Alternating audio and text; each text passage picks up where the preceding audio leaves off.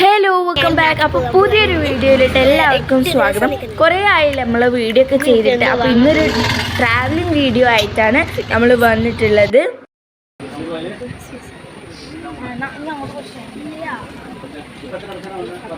നാട്ടിൽ പോകണേ ഇല്ലാതെയാണ് നമ്മൾ ട്രെയിനിൽ പോകാൻ വേണ്ടി നമുക്ക് ആദ്യം നമ്മൾ അടക്കി നിർത്താനുള്ള ഇതൊക്കെ ഇപ്പം നമുക്ക് വാങ്ങിച്ച് തന്നിട്ടുണ്ട്.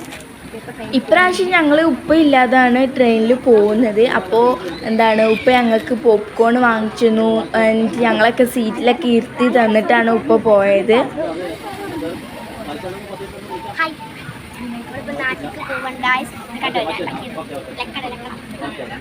ഉമ്മാൻ്റെ ഉപ്പാക്ക് വയ്യ, അതുകൊണ്ടാണ് ഞങ്ങളിപ്പോൾ അർജൻറ്റ്ലി നാട്ടിലോട്ട് പോകുന്നത്. ആൻഡ് ഞങ്ങൾ സ്കൂളിലിപ്പോൾ ആർട്സ് ആൻഡ് സ്പോർട്സ് അടുത്തുകൊണ്ടിരിക്കുകയാണ്. അപ്പോൾ അതിൻ്റെ പ്രാക്ടീസുകളായിട്ടും ക്ലാസ് കുറച്ച് ഇതായിരിക്കും. അപ്പോൾ അതുകൊണ്ട് ആ ഒരു വിശ്വാസത്തിലാണ് കേട്ടോ ഞങ്ങൾ പോകുന്നത്.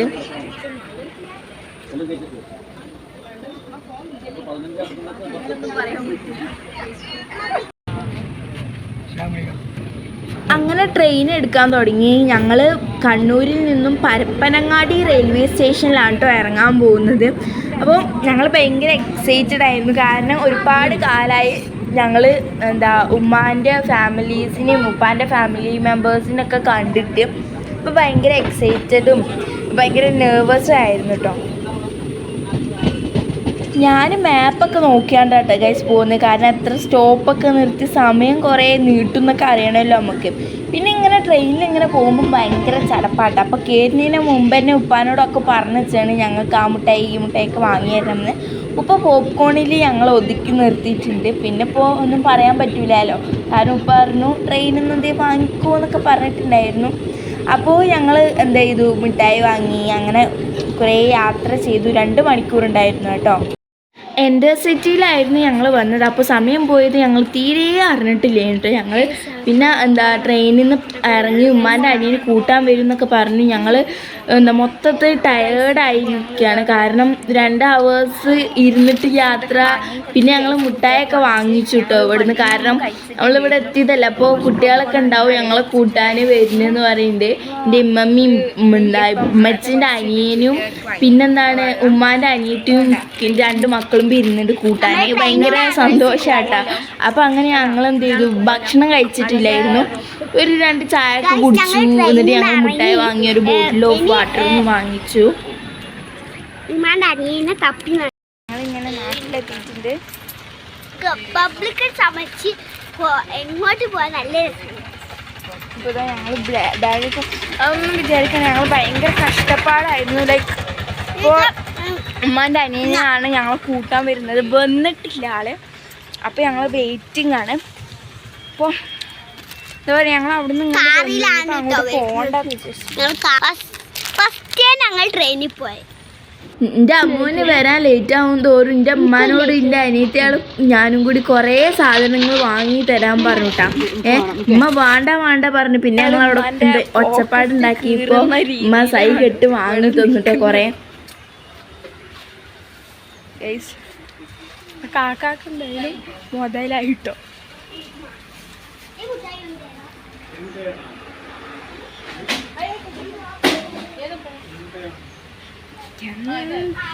എന്തൊക്കെയാണ് അവർ വാങ്ങിക്കൊടു. പാവം എൻ്റെ ഉപ്പ ഒന്നും അറിയുന്നില്ല ഗൈസ്. എന്താ പുതിയതായിട്ട് വാങ്ങിക്കും. പാവട്ടമ്മ എന്നാ ഇടങ്ങാറാണ്. അങ്ങനെ ഇവിടുന്ന് കുറേ മുട്ടായൊക്കെ വാങ്ങിച്ചു. പിന്നെ ഉമ്മ ചെയ്തു, മുട്ടായി വാങ്ങലിന് ഒരു ഫുൾ സ്റ്റോപ്പ് ഇട്ടെന്നു. പിന്നെ ഞങ്ങൾ വീണ്ടും വെയിറ്റിംഗ് ആയിരുന്നു. കാരണം അവരിവിടെ എത്തിയിട്ടില്ല. അപ്പം ഞങ്ങളിങ്ങനെ വെയിറ്റ് ചെയ്തുകൊണ്ടേ ഇരിക്കുകയായിരുന്നു കേട്ടോ.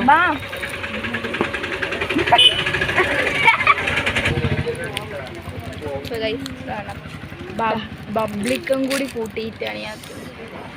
ഇത് പണ്ടത്തെ മറ്റേ ഇത് ഇപ്പോഴും ഉണ്ട്, അത്ഭുതമായിട്ടോ. പക്ഷെ ഇതിൻ്റെ സൈസൊക്കെ കുറഞ്ഞൊക്കെ.